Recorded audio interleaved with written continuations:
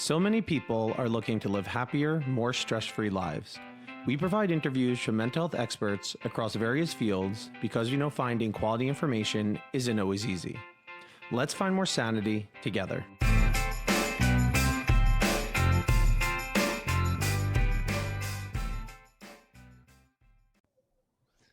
Hello, everybody, and welcome back to another wonderful episode of Sanity Podcast.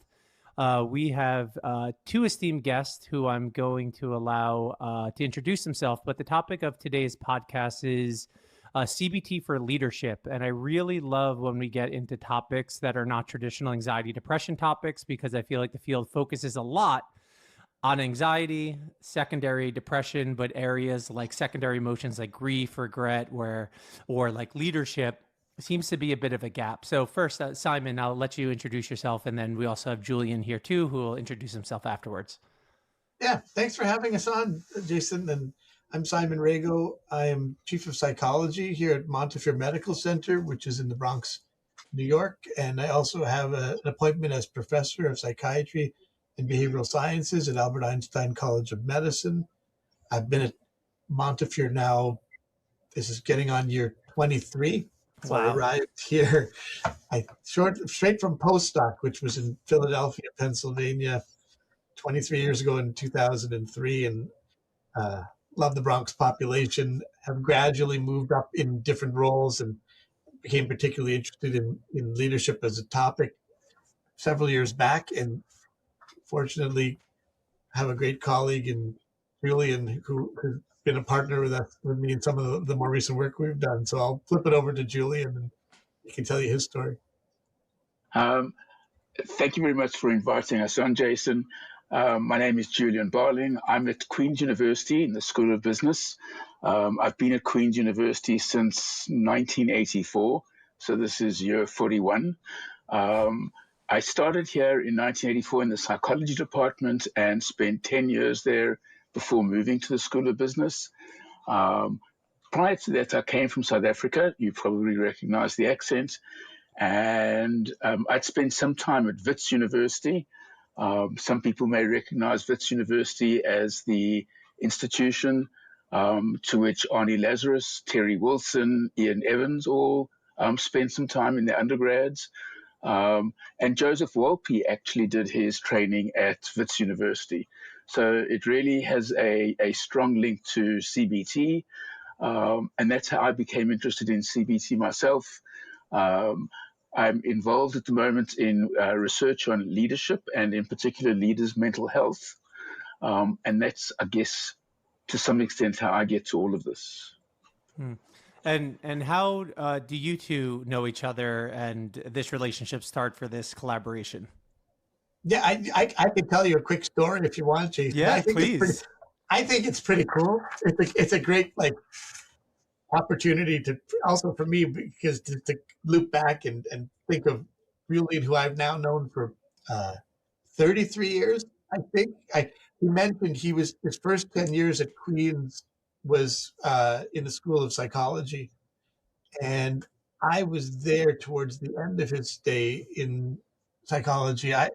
I was a psychology major at Queen's for my undergraduate training. I was doing a Bachelor of Science, and in year 3, we were required to take a course on experimental and quasi-experimental design. And the professor of that course was Dr. Julian Barling. So I was taking Julian's experimental and quasi-experimental design course in the summer of 1993. And unfortunately, then my grandmother passed away during that summer. And I mentioned that because it was also, in retrospect, a real moment for me to see Julian modeling what leadership behaviors are about, because without any hesitation and without any deadlines imposed, he basically told me to take the time that I needed to get back to Toronto, where my grandmother had lived, and be with my family around that time. And that was a real pivotal moment. It was my last living grandparent that had passed away. It was in this pivotal year of going from third year to my honors year in undergrad. And it always landed with me. I often think of the Maya Angelou quote about, I don't remember exactly what Julian said 33 years later, but but I remember how he made me feel as an individual, and that was really lasting. And then I graduated, and I went on to do a master's in New York, and then my doctoral studies in Rutgers. And sometime around 2016, I think, around there, I got this email from the Queen's School of Business uh, uh, development group that said, "Oh, Dr. Julian Barling is going to be in Manhattan talking about his new book, The Science of Leadership. Come and meet him."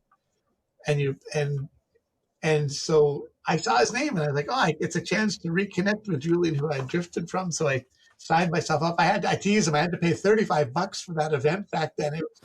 It was cost me a pretty penny as a grad student to go there, a recent grad, but I got him to sign my book, which is on my shelf up there somewhere, and then we reconnected.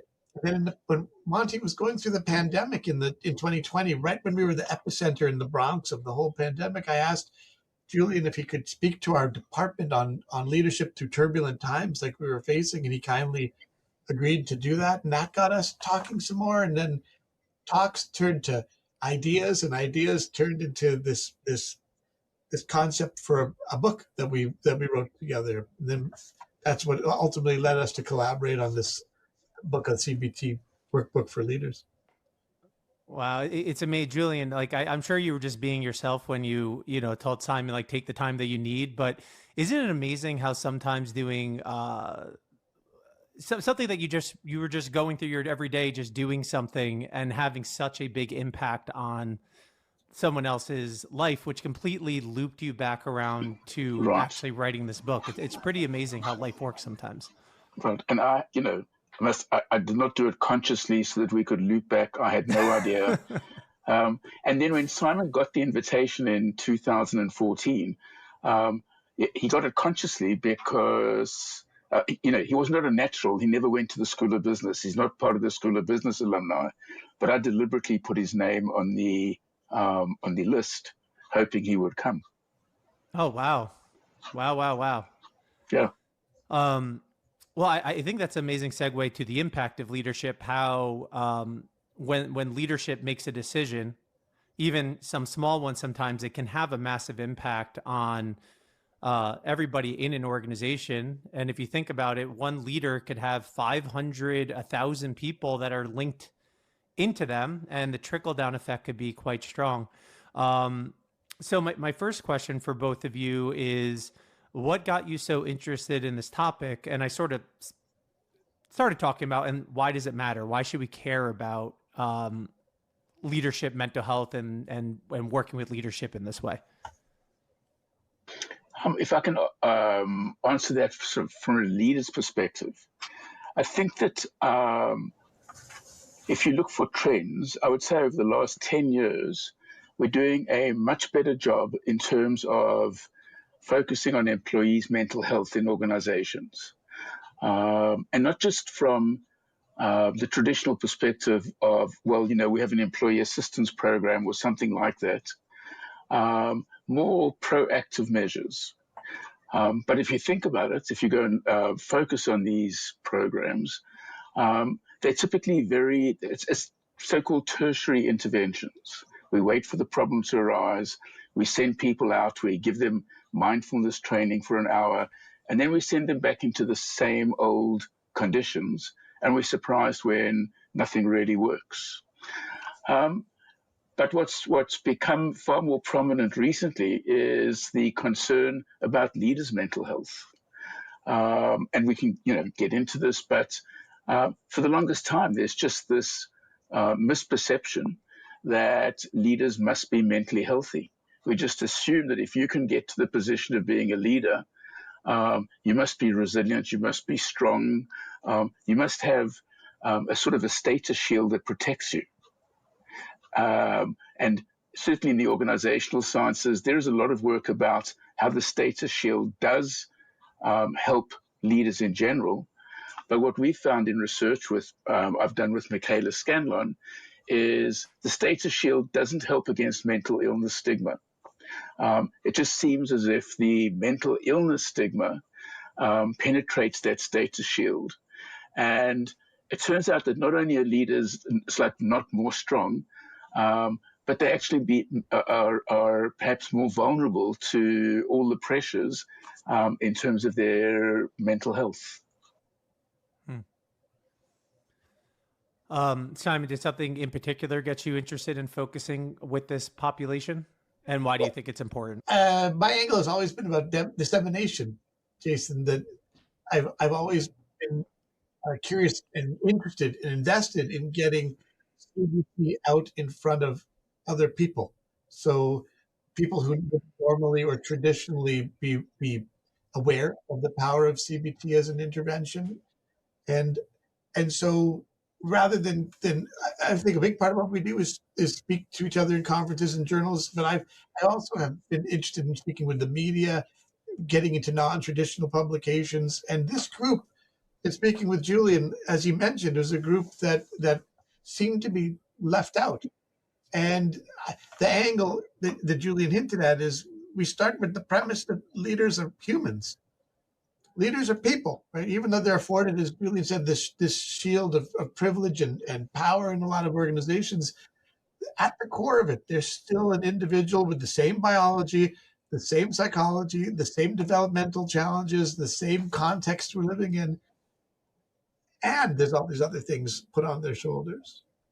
So if I'm being fully transparent, I first came to Julian with the idea about doing yet another book on leadership skills, and there's a zillion of them out there on how to have an executive presence, or how to instill confidence in your teams, etc. Julian said, no. Julian said, what's missing is this, that there is no book that he was aware of that really said, let's take a look at leaders as people, as humans that have the same mental health challenges, plus the pressures of leadership, and give them a guidebook that's evidence-based, that's easily implemented with practice, and make it accessible to them. And I thought that was great.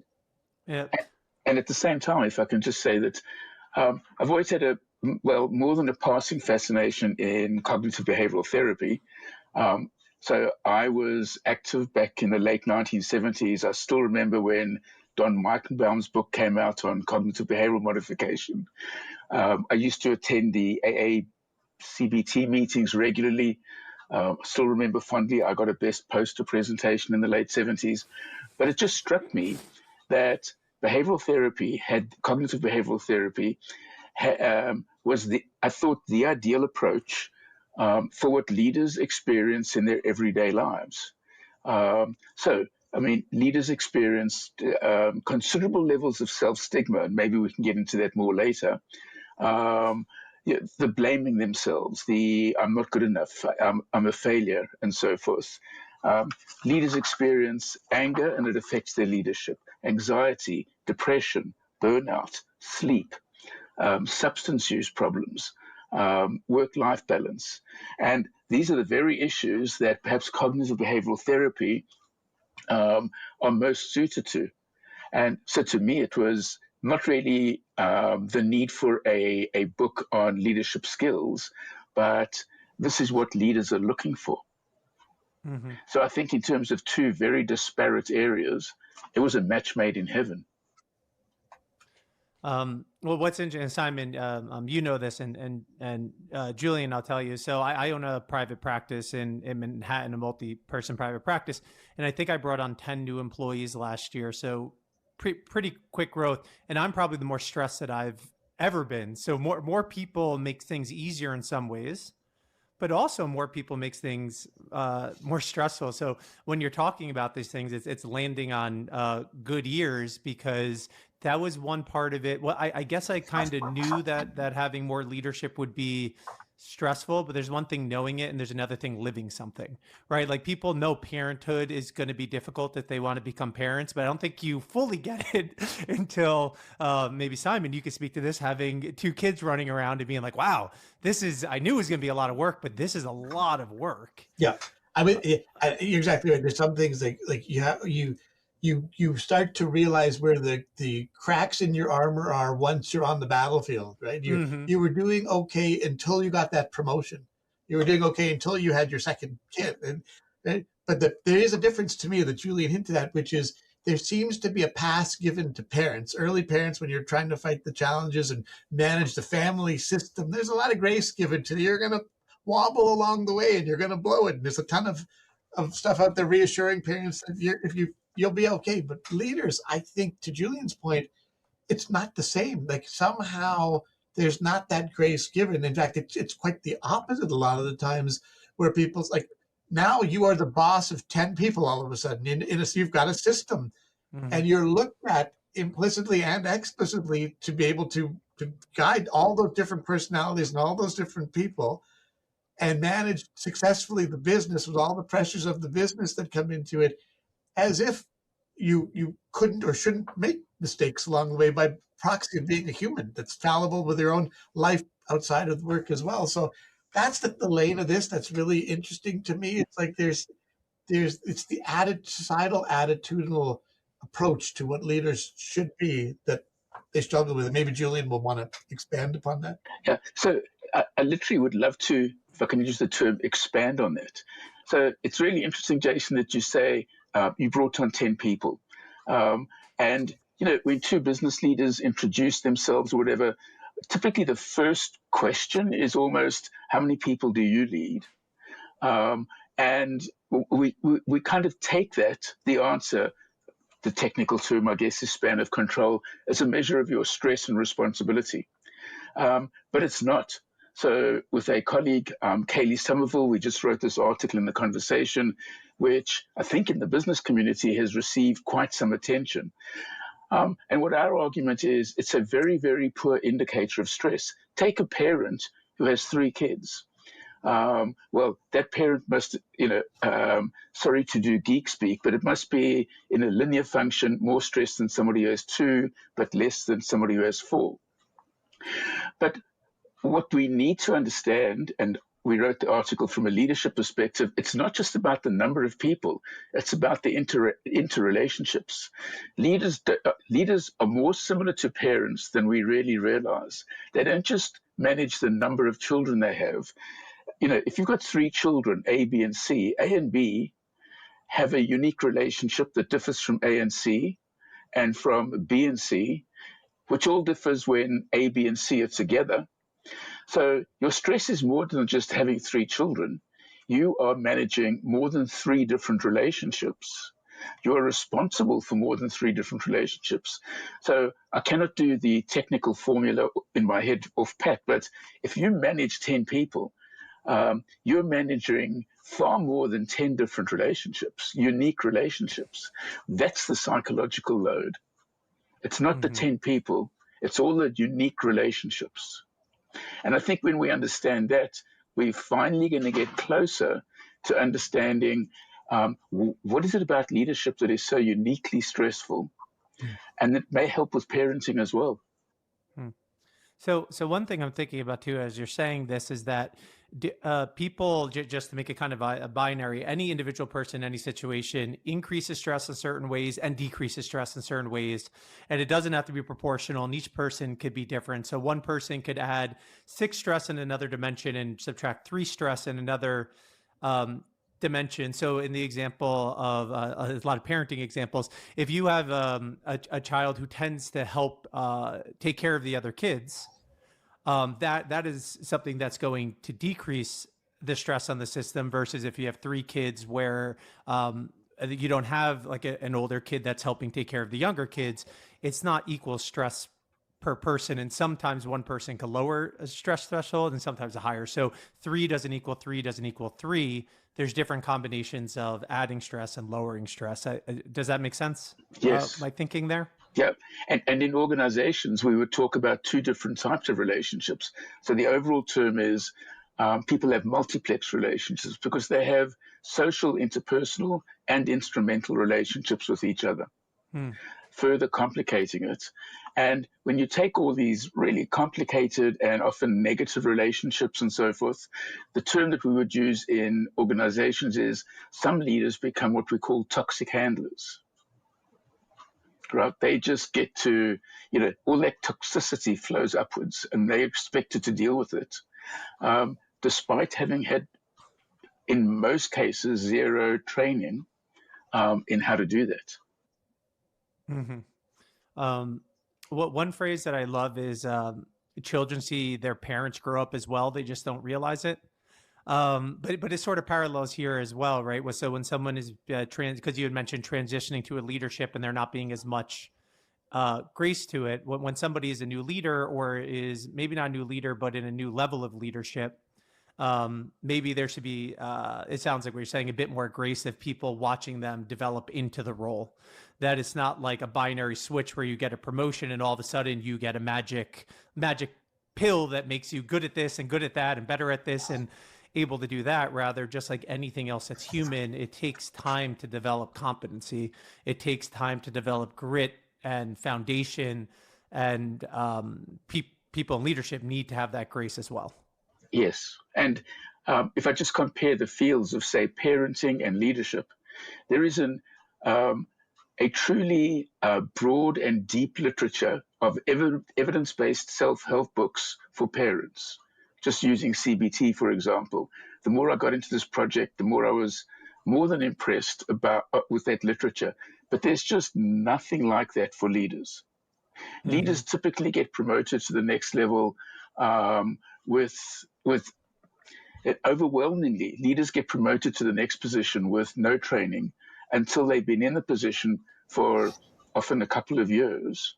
And I'm always reminded of a little phrase that Dr. Becky, the psychologist, uses, when feelings overwhelm skills. And that just defines the problem that leaders encounter so frequently. They have regular feelings. They get angry when employees miss deadlines because it reflects badly on them, or they fear it reflects badly on them, right? And they have these flashes of anger. They show it. Who's teaching them how to cope with those flashes of anger and so forth? So I just think that it's an opportunity, the book that we've done, and, books like that for leaders, real evidence-based skills, there's such a need.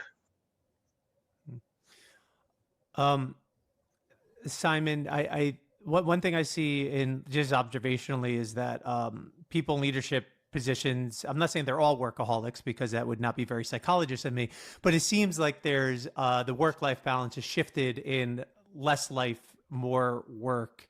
Do you find that that's a problem in leadership, and is that something that needs to be addressed? Is it an okay thing to happen? Well, Julian can speak to certainly because when we did the book, we used Julian's decades of research on we started with that. What are the big pain points for leaders psychologically? Where do they seem to struggle the most? And lo and behold, we turned the biggest ones into chapters in the book. That's how we designed the TOC for the book. And one of the chapters is on workaholism, Jason. So you're right in the lane of work-life balance, or what happens to people, in what drives them to success in one area, and what are the positive and negative consequences to being so driven in that area. I'm sure, Julian, you can elaborate more on it, but for sure, it is one of the things that we put the spotlight on to target for the very reasons you're saying, Jason. So there's, I would agree, workaholism is a real issue. It has been for however many years. We just called it different things. So if you go back to the 70s, 80s, we would be speaking about type A behavior, right? Now, that's fallen aside, and now it's workaholism. And there's a terrific book by Melissa Clark on workaholism that is, it's really, I'd say, the best book out. But we just did this little survey. We had 450 leaders and 450 employees. And lo and behold, there is indeed a very statistically significant difference. And leaders experience far more workaholism than do even senior-ish level employees. And, you talk about there must be benefits and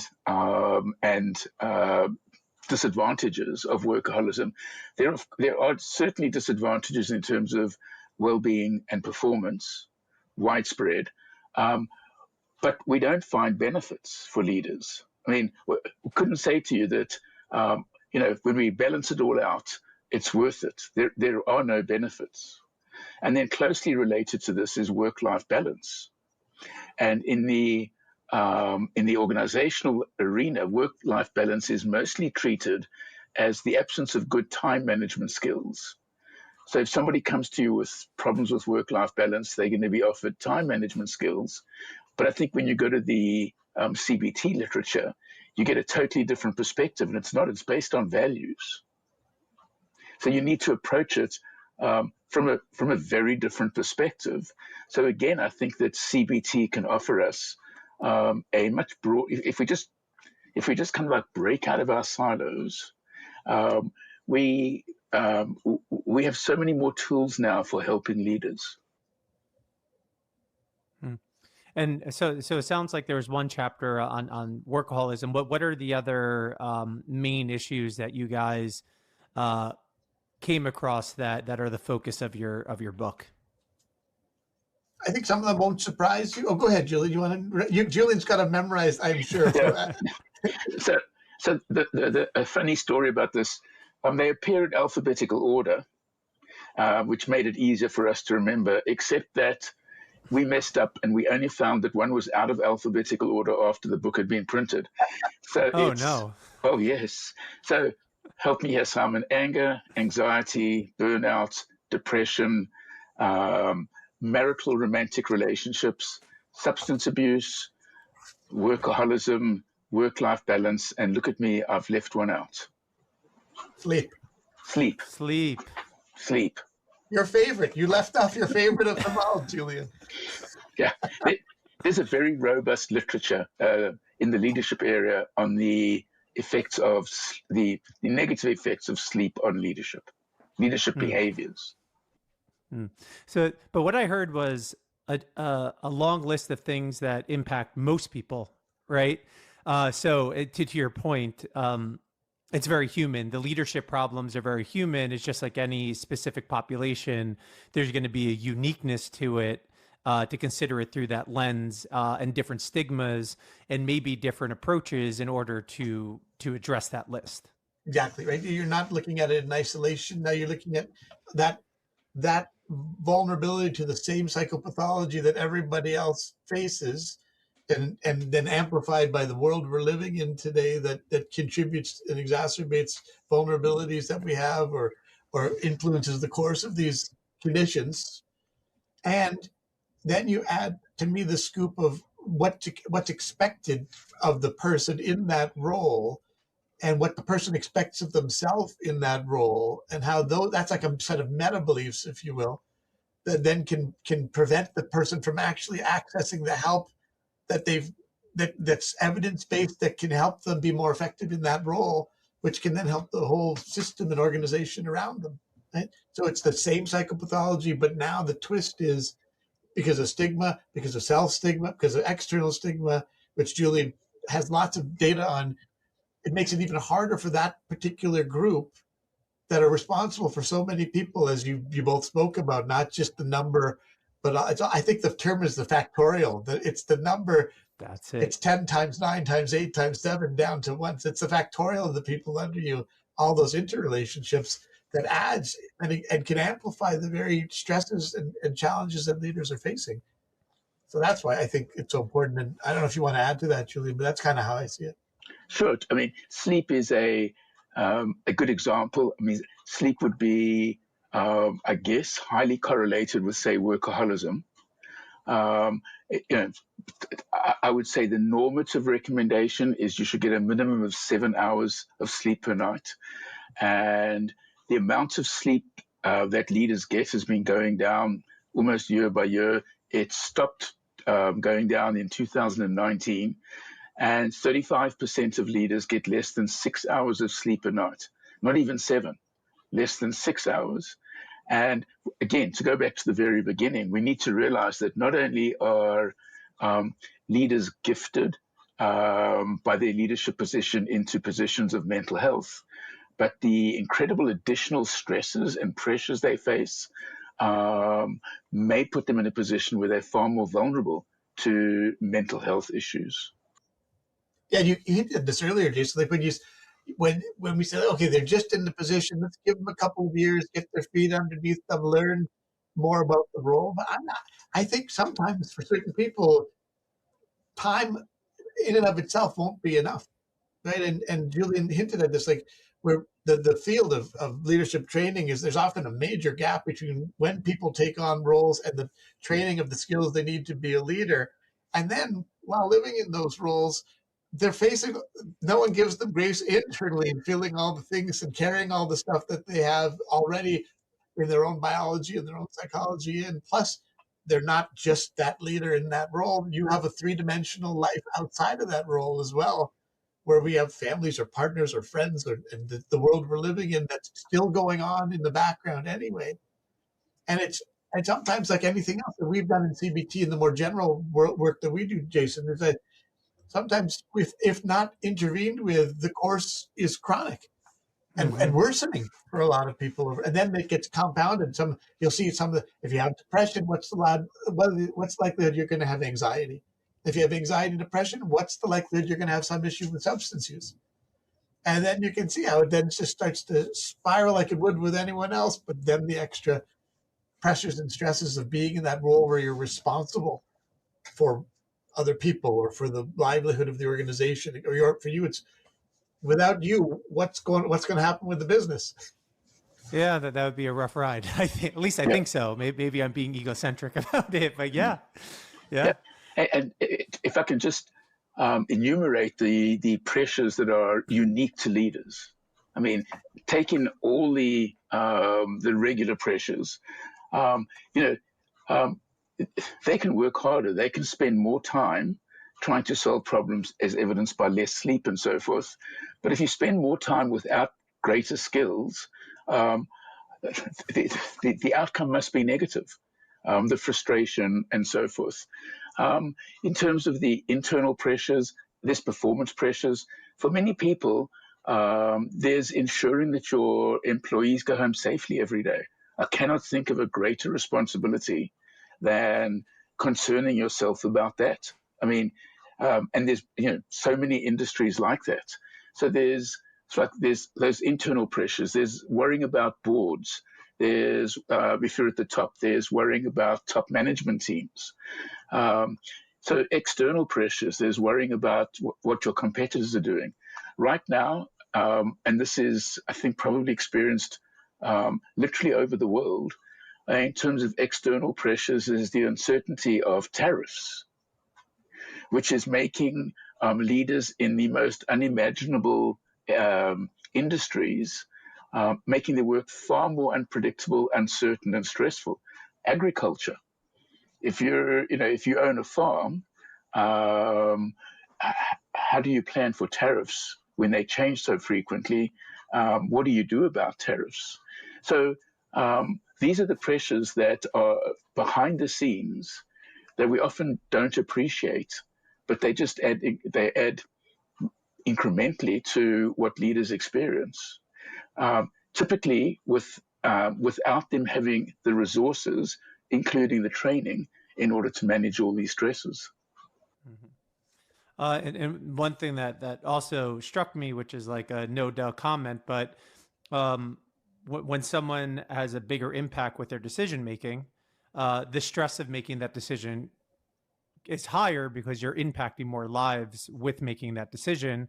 And when, making a decision just for yourself could be stressful, but making a decision that's going to impact 2,000 people, or if you think about, being a government leadership like a president or prime minister, and you're making a decision for potentially millions of people, like that is an awesome level of stress. Yeah.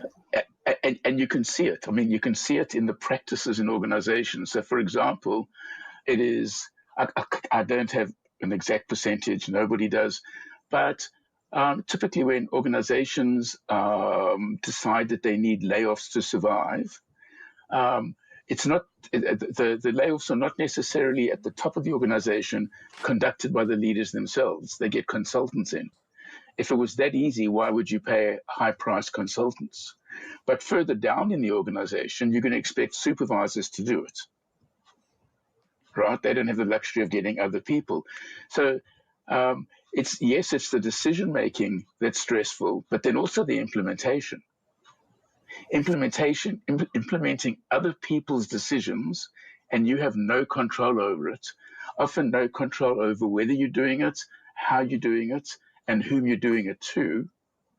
The relative lack of control is enormously stressful.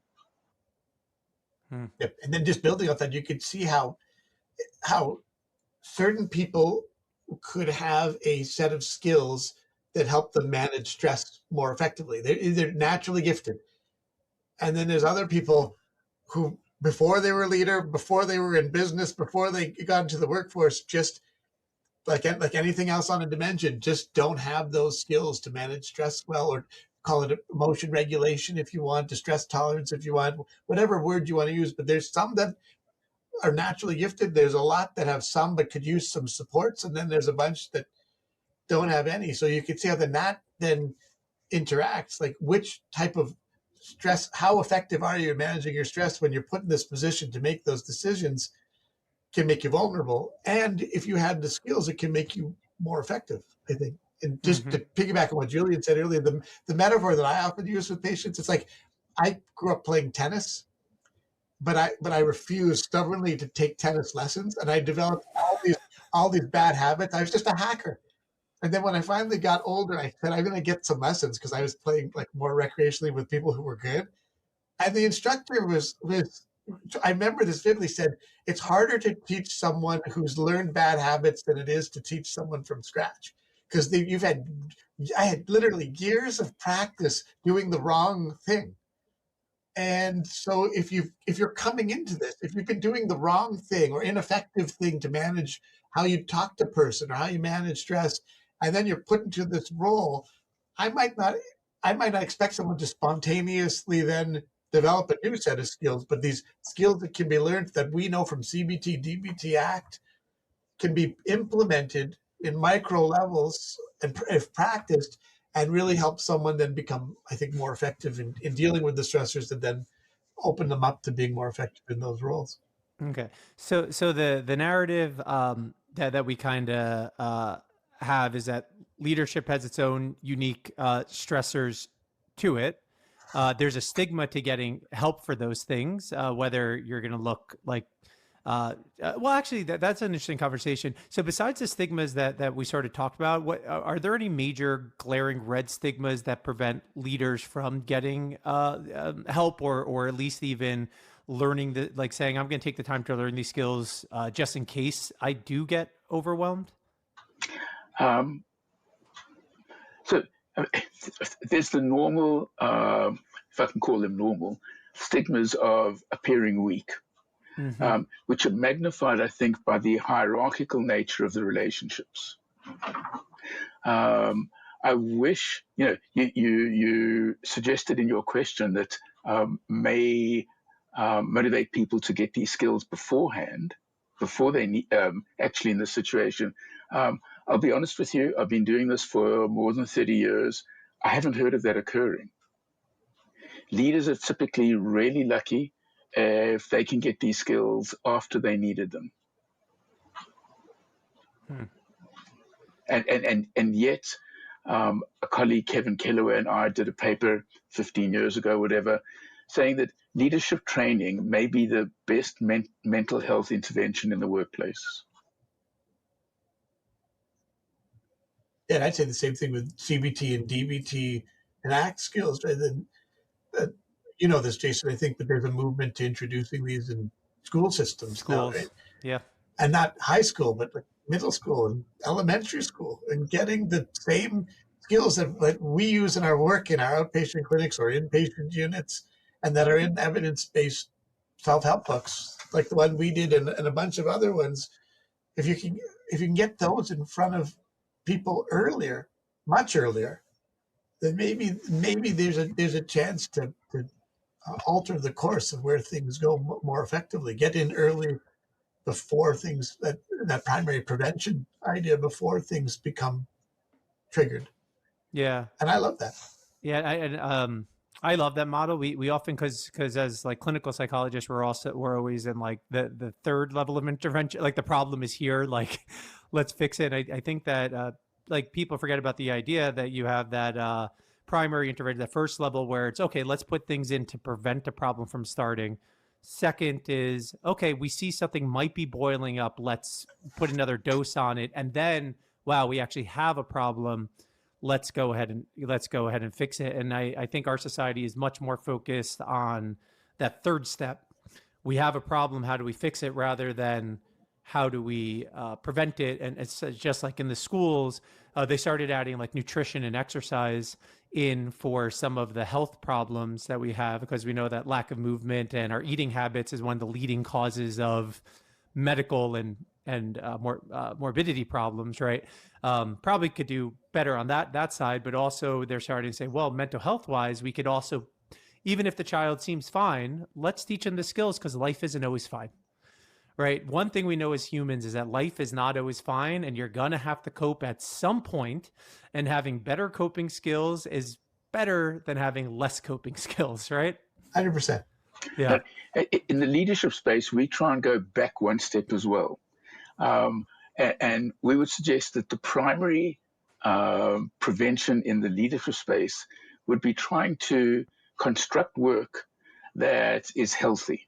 So the very nature of work promotes health. It's not just that there's an absence of stress, but from decades of research, we know that when people have a bit more autonomy, when they feel a sense of belonging, when there's more fairness, when they have opportunities for growth and development, for meaningful work, for safety and so forth, and higher quality leadership, it doesn't just lead to fewer problems, but it can actually generate well-being.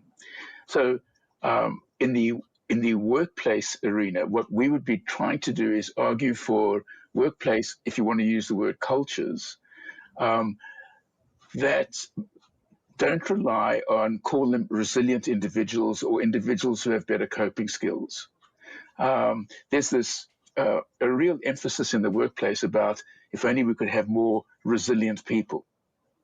And we go back a step and say, if only we had healthier workplaces so that we didn't have to rely on resilience in the first place, I think they would be more equitable, more fair. So we try and go back one step. But here's the problem. It all starts with leadership, because if you're going to have work with autonomy, growth and development opportunities, who's going to be tasked with seeing to that? It's leaders. So yet another pressure put upon leaders, making their work qualitatively more stressful. I like to think about like outbranching impact. Like I remember there was this great study I saw where they tried to quantify when one person gets CBT, effective CBT, the out impact, like it helps their kids, it helps their relationships, and it helps their relationships at work. And they kind of like try to measure this ripple effect to show people like by doing good work with one person, you're actually helping all of this. In this, and we've been talking a lot about like helping the leader, but why is this important for everybody else besides the leader to have leaders with better skills and a better ability to cope with the stress? Just speaking within a workplace, I think you could easily make the argument of just it's going to be good for your employees, right? So we know, for example, if you sleep better, it's better for your employees. We also know it's better for your employees' team performance. So it goes from employee to the team level to work outcomes. What's not less obvious necessarily, but I don't think what people would jump to is it would make your peer relationships better. And if you're the leader one level above, having an employee who is more mentally healthy would make your job easier. So, not only would the effects sort of cascade down, I think they're going to like branch out and branch up. So we should, if you're trying to do a cost-benefit analysis of this, I think we would probably be amazed at what small changes can mean. And I would say that my entire approach to leadership training is about small changes that leaders can make that are going to have a profound influence on other people's lives. It's not about leadership training should not be about trying to change your entire personality, or what you read in many of these self-help books, leadership self-help books. But what are the smallest things you can do forever, the small changes that you can maintain, that we know have profound influences on other people?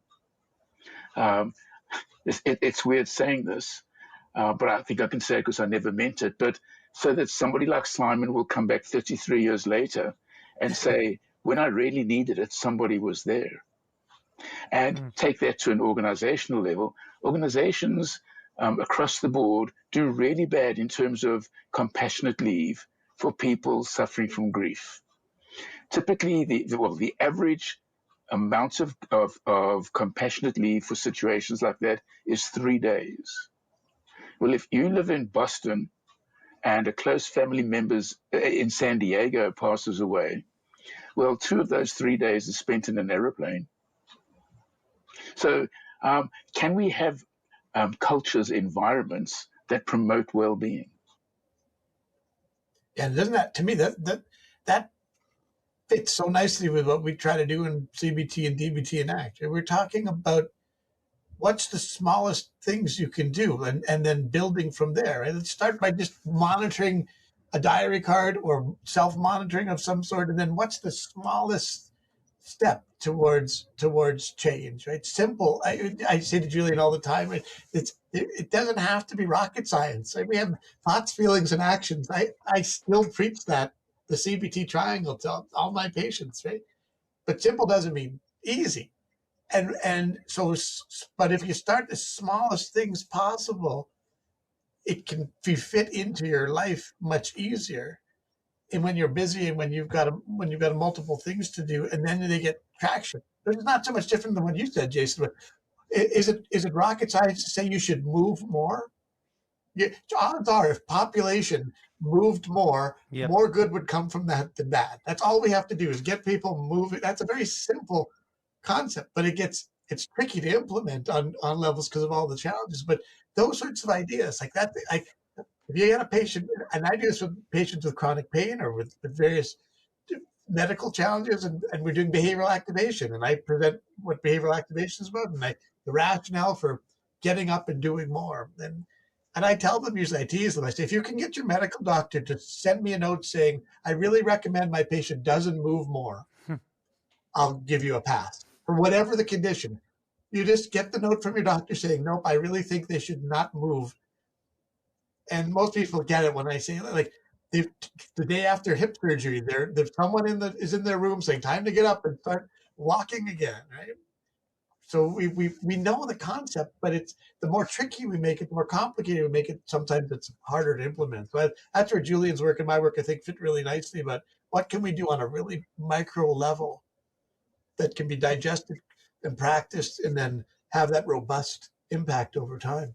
I really like that approach, because if you're super busy, you want things that are digestible, that you could take on pretty quickly, not have to do a bunch of studying for, and implement, and return on investment, ROI, which I say much more now than I've ever said in my life. Yeah. But it's great when you could implement. And that's how I approach therapy with clients. I always try and figure out, what can I address here that's going to have the biggest return on investment? When I try to decide what I'm going to work on, what's going to have the biggest cascading effect that's going to cut off as much of the distress as it possibly can. And basically what you guys are talking about here is implementing these skills that are simple, maybe not easy, but are on the simpler side, that are going to have a big ROI and impact. Right. And at the leadership level, for me, when you do leadership intervention work, a word that I would substitute for ROI, and I think then psychologists really get this, is self-efficacy. So what are the simplest things people can do? So you can help leaders when they get angry, for example, just to put a cold press on their neck, whatever. And you can explain it's related to being hot under the collar. If you can, not feel hot under the collar, and then they do that, and they realize that they managed to stop themselves from going and yelling at somebody. And the ROI is the feeling of self-efficacy. And then they say to you, wow, I did it. And I think that's what propels them forward. So I think that it's CBT, it's the CBT tools and strategies and so forth that I think link in so well in terms of leaders. And then you can see per the model, right? If that person doesn't yell at the employee, then that employee that didn't get yelled at feels differently than had they been yelled at. And maybe that employee has someone under them that they instead don't yell at in that displacement item. I got yelled at. That's what people do in leadership, so I'm going to yell. They've learned something different by observing how they are experiencing being treated differently. So it's good for them. And again, go ahead, Julian. Yeah. Sorry, a topic that's becoming really really widespread in the organizational literature, I think it comes from social learning theory, is what do you learn from as a fellow employee, what do you learn from somebody who's yelled at? And once they started that, they started to realize that invariably people are not yelled at alone. Invariably there's another, I'm picking a number out of my head, 5 people watching. So if you want to look at you mentioned earlier the benefits of a good behavior, what are the disadvantages of these behaviors when 5 people watch? And when we go around and ask and so forth, it's not just the feeling, well, that could happen to me. It's also the guilt that you didn't stand up and do something. So, the ripple effect is profound. So what if you could just stop somebody from doing it in the first place?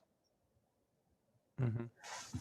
And I'm thinking just of like a lot of impacts here. So if you have a leader who's struggling and they're having a lot of outbursts, that's going to have a big morale problem. That's going to decrease productivity. That's going to make a lot of people pretty uncomfortable and unhappy on a daily basis. Now they're going home, they're complaining about it to their friends, they're complaining about it to their partner, which is fine. They should be doing that, but if they're in a bad situation, but they shouldn't have to be doing that because work shouldn't be that,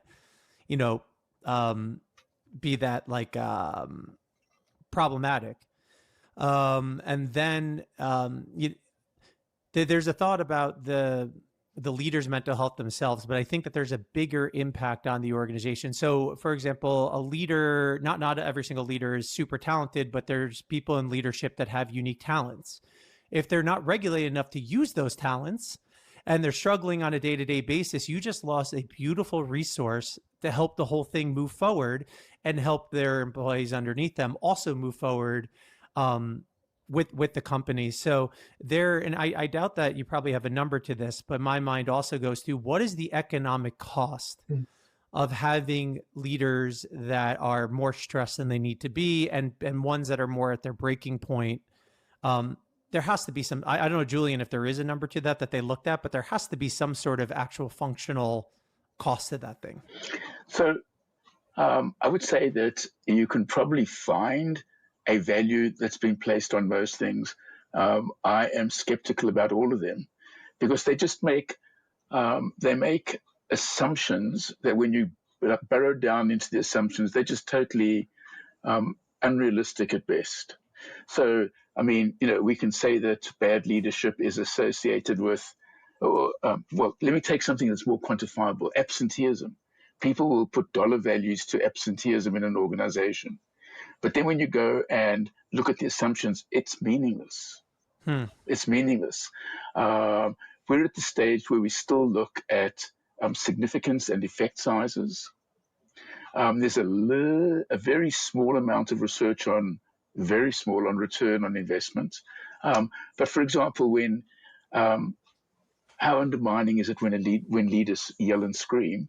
Well, we know that employees perceive those leaders. Well, why do employees think that leaders yell and scream? A significant reason is they think that leaders have lost control. So leaders might do it because they feel they're imposing stuff, order again and so forth. And there are employees thinking they've lost control.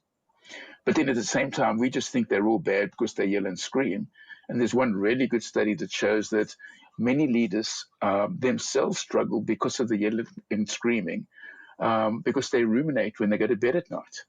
I wish I wouldn't have done that. Why did I do that? How could I have humiliated that person? And then here we go. I must be a bad leader. I'll never learn. I'll always do this when I get angry. And they lose sleep. So what are the economic benefits, perhaps, if we could ever get to this, of just small amounts of behavioral change?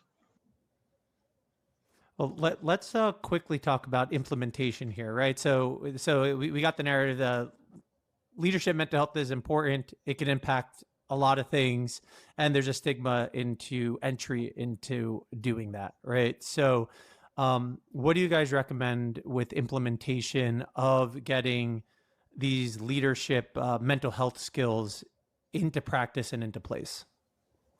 Well, you're kind of lobbing one up for us, whether you know it or not, Jason, because that was the whole impetus for the book. Okay. So thank you for setting that up. We recommend that people take a look at our book and check it out. But in all seriousness, I think what Julian will speak about would be, well, if there is the stigma, which is hard to address, and if leaders are busy and they like evidence-based, they like well-researched things that are known to be effective, the fit with CBT, DBT, ACT, etc., is really nice, because having a the literature on self-help books, they're not perfect.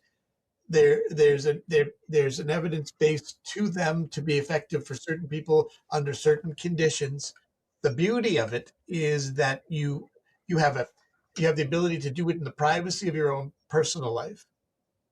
You have the ability to go at your own pace. And the way we wrote our book was, you don't have to read it front cover to back cover.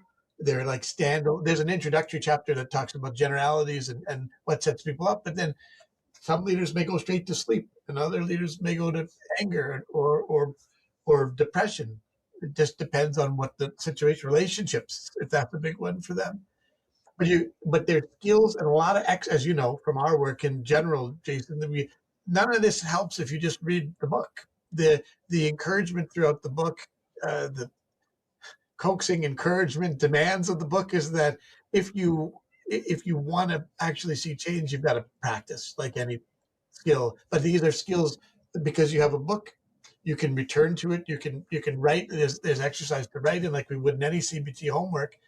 And the more someone works at this at their own pace and their own customization to their own vulnerabilities, the better the match it can be, and the more likelihood that they can get some traction that way.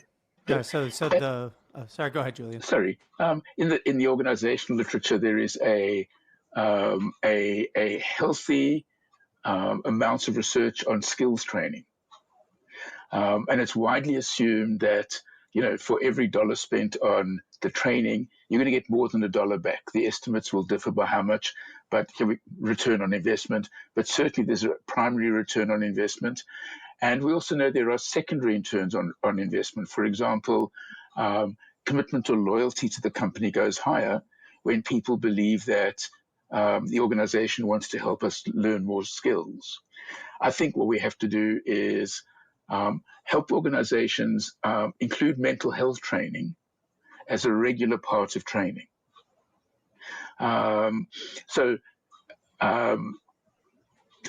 That shouldn't be too difficult, but I don't think it's going to be easy again, because we're changing a very entrenched mindset. Oh, you just want to teach them the soft skills. But I think that it's skills-based training. So I think that is a point at which we could take CBT skills training, and the metaphor we use in the book is that we treat our cars better than ourselves. Every 3 or 4 months, we take our cars for a tune-up, whether they need it or not. But how often do we do that for ourselves? So I think that what we should try and do initially is try and get organizations to accept that mental health training is a skills training, the same as any other training that you offer employees. I'm just thinking about, two things I'm thinking about. Oftentimes trainings at companies are not very good. Like people say, oh, I got to go to this thing, it's going to be useless again. So I think one of the difficulties implementing useful trainings where people are coming and saying, wow, that was worth my while. Because a lot of places it's a checkbox. Oh, we offered our employee this thing. or there's a regulation and they just need a checkbox to say, yep, we train them on this thing. And so now we're good with New York State, whatever, but how useful. And I also think that there's a line where, are companies and our employees comfortable with companies getting into their mental health, or getting into their physical health? And how would you talk about navigating that boundary where either the employees are saying, nope, your work, you shouldn't be in this part of my life, or the other way around? It's a really intriguing question because it's one in which there are going to be cultural or national differences. So my understanding would be that it'll be far more readily accepted in Canada than in the United States. And I think to get back to Simon's idea, the simple answer to that is you make it voluntary. There is some training, for example, health and safety, that is mandatory because it's the law. But something like this, just make it voluntary. So there is really good research showing that leadership training works, and it works well. And I'm surprised, not surprised, having done leadership training now, being involved in leadership training for 3 decades, you can tell the people in your groups who've been sent by the organization and don't want to be there. Right? The facial expressions, the body expressions, they don't participate in an entire week and so forth. If we could weed them out and then look at the effectiveness of leadership training, it's going to be even more effective. Because if people are not motivated to change, they're not going to change. So I would have no problems with offering these programs, mental health skills programs, for people who want to be there. I don't think we're losing anything by people not wanting to go because they wouldn't really benefit anyway. So the book itself, and make sure I'm saying that, is the Cognitive Behavioral Therapy Workbook for Leaders.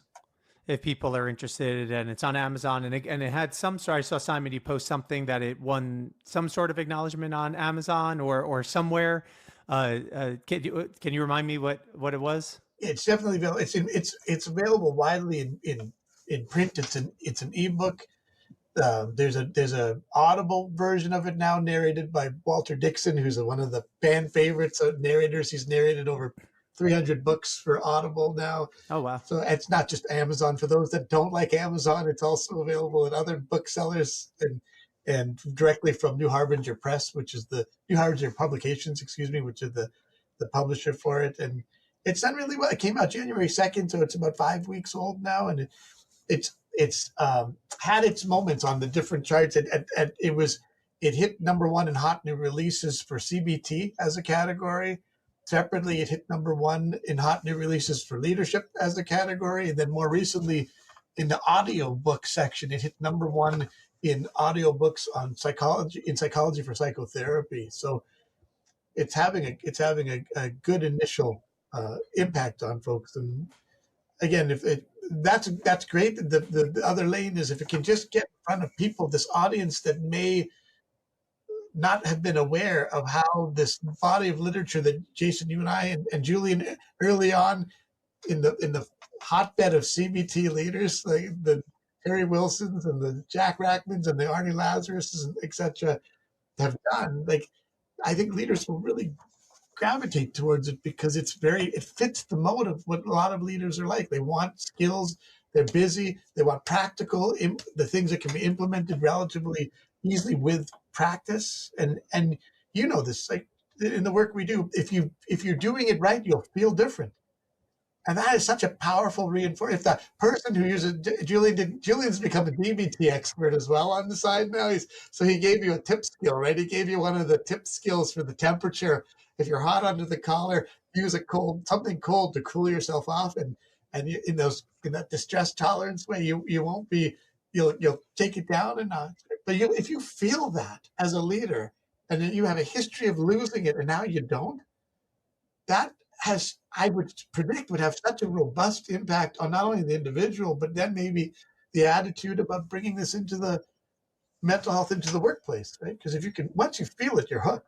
You need to expose yourself. Once you're facing the thing you feared for so long and you're not anxious anymore, you're there. You're golden. It ripples out into all these other areas so wonderfully. So that's why we're really happy with this, the way it's turned out. So well, congratulations on the various book and audiobook achievements. Thanks. I wanted to focus on today about like the stresses of leadership and why do it, and a little bit less on the skills themselves, because you could grab the book and you could get the skills, but having you two here talk about why you should do it is something that is probably in the book, but the focus of the book is going to be implementation. But just a really quick pitch. So there's someone from leadership, there's someone from an organization that listened to this whole thing. Why do a CBT approach or DBT or ACT? Like, why this? Why is this the way to go? Yeah. I mean, Julian might have his thoughts, but you're, again, another nice lob for me. We know if you're going to be an empiricist and you're going to follow what the data suggests are the most potent psychological interventions for all the things that we've listed in the book are the major problems that leaders contend with. If you're going to use an evidence-based approach, we all know that your listeners all know this, Jason, right? And maybe there's a leader that doesn't, but there's 50, 60 years of research now showing how these techniques derived from CBT, DBT, and ACT can be so potent and powerful in creating change emotionally, enhancing well-being, improving interpersonal relationships, decreasing some of the things, depression, anxiety, stress in one's life. So it's a different type of approach than traditional psychotherapies, which aren't as skills focused and don't require the regular routine practice. It's harder work to do this stuff. But when you put in the work, there's a 50 years, 60 years of data that says you've got the best shot possible at creating the change that you're looking for. And if I can add one thing to that, in my experience, what I've learned is leaders love data. Right? So in organizations, they search for data to guide decision making and often have to put up with, let's just politely say, imperfect data. And now you can offer them change approaches that are firmly rooted in a much more robust, valid database. But leaders love data. That they live their lives as leaders searching for data. So I think it's just uniquely appropriate for them. Yeah, the numbers make sense, right? Yeah. Because we want to do metric-driven decision-making, and having a metric that shows that this works helps with that decision-making than a shot in the dark.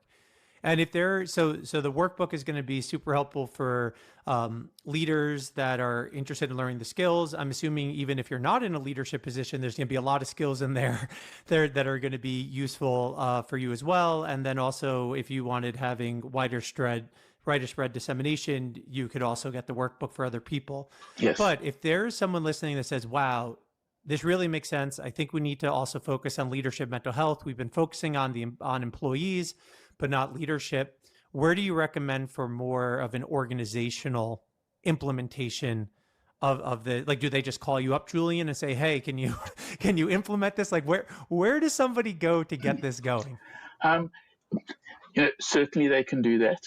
But I think that just to stay in their home base, I would hope that if we could have a culture change, that this would be something that HR departments take on naturally. And if you wanted this, you could just go to your HR department and they would have the expertise to, if not do it themselves, but know where you can get it. Of course, that assumes that there's no stigma in going to an internal department. But I would love it if you could go internal in your organizations, and this was the same as if you went and said, I need more Excel spreadsheet training. I also think that a group that could really help leaders would be executive coaches. Executive coaching is widespread. And I think that if executive coaches could use this, I think that it would really help leaders. Okay. Well, any final thoughts before we wrap up the show? Simon, any final thoughts? just want to if I may, in that we stayed very tightly in the lane of thinking like business and organizations, but I tend to view leadership more broadly. And when Julie and I did a webinar a couple of weeks ago, and we had feedback from people, like one person who's responsible for firefighters attended, and there's leadership roles in police associations, firefighter associations, EMS and ambulance associations. We had people read the book and review the book from like a former Olympic athlete.